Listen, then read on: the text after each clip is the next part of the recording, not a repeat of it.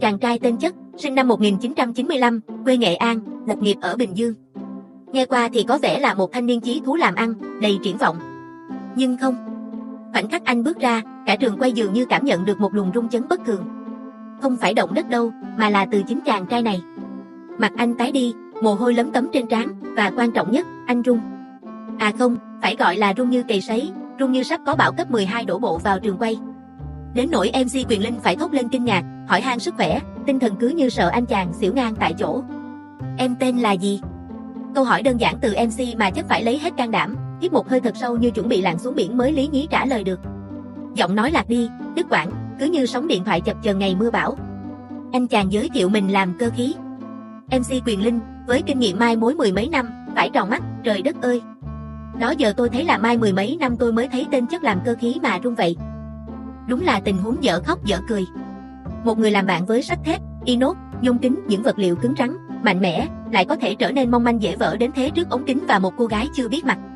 Quyền Linh còn hài hước trêu, tưởng đâu nó sốt quá chắc cũng 30 mấy độ à. Khi được hỏi về ưu điểm, Chất uớ, lắp bắp, rồi buột miệng một câu xanh rần khiến cả trường quay ngỡ ngàng. Ưu điểm của con thì không thích con gái hả? MC và khán giả được fan cười nghi ngã. Quyền Linh phải vội chữa cháy, hỏi lại xem có phải vì run quá mà nói nhầm không. Thì ra đúng là vậy, anh chàng bối rối đến mức loạn ngôn. Anh cố gắng nói thêm về ưu điểm nhưng rồi lại lắc đầu bất lực, run quá không nói được. Mồ hôi túa ra như tắm, Quyền Linh phải liên tục trấn an, còn Ngọc Lan thì chỉ biết cười đầy thiện cảm. Hóa ra, chàng trai này không chỉ làm cơ khí 13 năm mà còn là ông chủ một xưởng riêng ở Bình Chánh. Một ông chủ trẻ, tiềm năng, đẹp trai, cười cũng tươi rói rói, vậy mà lại nhút nhát đến lạ kỳ. Anh thú nhận mình hơi tự ti, ngại đám đông và đặc biệt là ngại tiếp xúc người mới.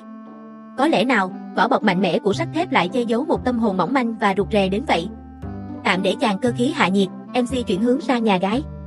Một luồng không khí hoàn toàn khác biệt lan tỏa khi Nguyễn Thị Chi, sinh năm 1994, đến từ Đắk Lắk, hiện sống và làm việc tại thành phố Hồ Chí Minh, bước ra. Chi làm trong lĩnh vực trang trí, thiết kế nội thất, một công việc đòi hỏi sự giao tiếp và tự tin. Và quả thật, cô thể hiện đúng điều đó. Chi nói năng lưu loát, mạch lạc, ánh mắt thẳng thắn, nụ cười rạng rỡ. Cô chia sẻ về ưu điểm của mình là khả năng ngoại giao tốt do đặc thù công việc phải tiếp xúc khách hàng thường xuyên.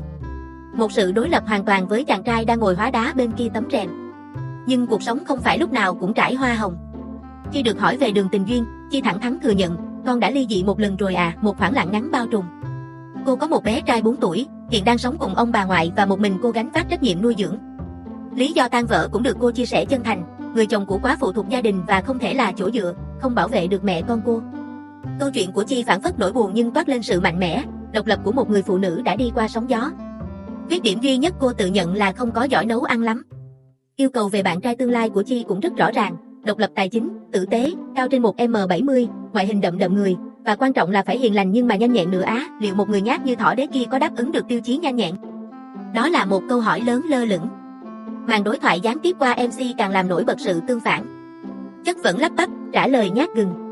Chi thì rõ ràng, khúc chiết.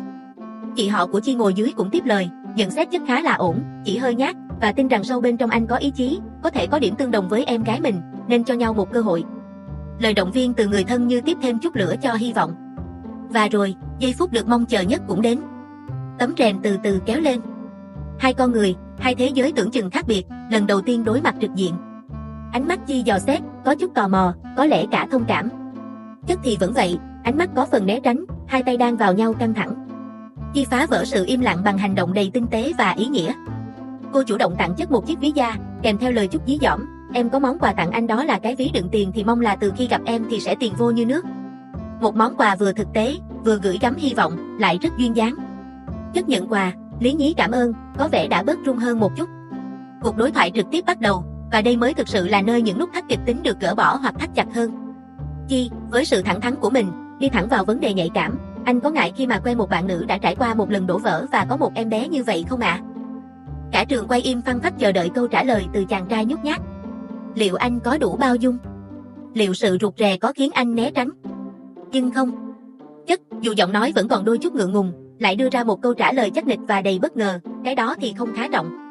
Miễn sao thì đến với nhau được hiểu chắc là được thôi chứ có ho hay không thì cái đó cũng không thành vấn đề đối với anh là như vậy.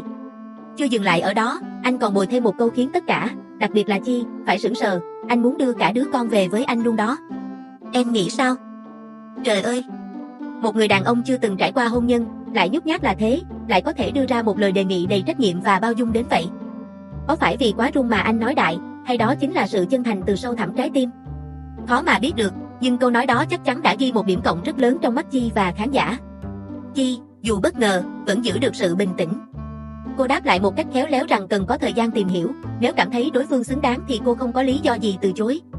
Cuộc thẩm vấn tiếp tục với những câu hỏi thực tế hơn, ai giữ tiền? Xử lý mâu thuẫn thế nào? Có ghen không? Chất trả lời rất đơn giản và thành thật. Tiền bạc thì anh sẽ trao lại cho em thôi. Giận hờn thì anh nói xong là thôi, giận lắm thì 2-3 phút rồi thì anh cũng quen trở lại. Ghen tuông thì cái nào của mình là của mình thôi, tin tưởng nhau là chính. Những câu trả lời có vẻ ngây ngô, nhưng lại toát lên sự tin tưởng tuyệt đối vào người bạn đời tương lai. Anh cũng chia sẻ thêm về dự định tương lai, rằng muốn chờ khoảng 2 năm nữa mới kết hôn vì bố anh vừa mất. Một chi tiết nhỏ nhưng cho thấy anh là người sống tình cảm, có trước có sau. Khi được hỏi cảm nhận về Chi, Chất chỉ nói ngắn gọn nhưng đủ ý, một cô gái rất chi là tuyệt vời. Còn anh, khi được Chi nhận xét là cũng có ngoại hình nhạ, hiền lành, thật thà, chất phác, cần cù, siêng năng, chịu khó, thì chỉ biết cười ngượng nghịu. Thời gian trò chuyện trực tiếp không nhiều, nhưng đủ để hé lộ những nét tính cách quan trọng. Chất, dù run rẩy bề ngoài, lại ẩn chứa sự chân thành, bao dung và một ý chí kiên định, như lời MC Quyền Linh nhận xét, giọng nói vậy thôi chứ rất là chắc và quyết định điều gì cũng rất là kiên trì luôn á. Chi, dù mạnh mẽ và từng trải, vẫn khao khát một bờ vai vững chắc và sự tử tế. Họ, một cách kỳ lạ nào đó, lại có những điểm bù trừ cho nhau. Giờ dê đã điểm. Khoảnh khắc quyết định nằm ở nút bấm trái tim. Liệu sự run rẩy có làm Chất chùn bước?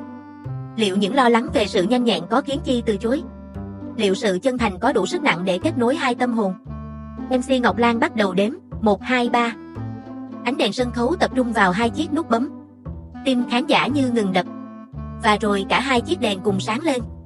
Một tiếng thở phào nhẹ nhõm, theo sau là những tràng pháo tay vang dội. Chất và Chi đã cùng nhau bấm nút. Chàng cơ khí run rẩy đã chinh phục được trái tim nàng nội thất bản lĩnh. Có lẽ, sự chân thành mộc mạc, đôi khi vụng về, lại chính là vũ khí lợi hại nhất. MC Quyền Linh không bỏ lỡ cơ hội đẩy thuyền. Ông khuyến khích hai người nắm tay nhau. Chất vẫn còn ngượng ngùng, nhưng rồi cũng làm theo. Bản lĩnh đàn ông đâu nào, Quyền Linh tiếp tục trêu. Và rồi, như để chứng minh mình không chỉ biết run, Chất đã là một điều không ai ngờ tới, có lẽ chính anh cũng không ngờ anh nhẹ nhàng hôn lên má Chi trong tiếng reo hò cổ vũ.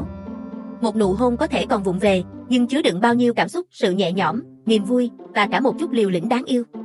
Gương mặt Chi thoáng chút ngạc nhiên rồi nở nụ cười hạnh phúc. Vậy là, màn kịch tìm duyên đầy kịch tính và hài hước đã có một cái kết đẹp như mơ. Chàng thợ cơ khí tưởng chừng yếu đuối lại có một trái tim bao dung và ấm áp. Nàng thiết kế nội thất từng đổ vỡ lại tìm thấy sự chân thành ở một nơi không ngờ tới. Họ đến với nhau bằng sự đối lập, nhưng lại tìm thấy điểm chung ở sự tử tế và mong muốn xây dựng một gia đình. Hành trình phía trước chắc chắn còn nhiều thử thách, nhưng khoảnh khắc họ cùng bấm nút và trao nhau nụ hôn đầu tiên trên sân khấu Bạn Muốn Hẹn Hò sẽ mãi là một khởi đầu đáng nhớ, một minh chứng rằng tình yêu đôi khi lại nảy nở từ những điều giản dị và chân thật nhất, dù cho người trong cuộc có run đến mức nào đi chăng nữa. Và biết đâu đấy, chiếc ví Chi tặng Chất lại linh nghiệm, tiền vô như nước, tình cũng vào đầy tim.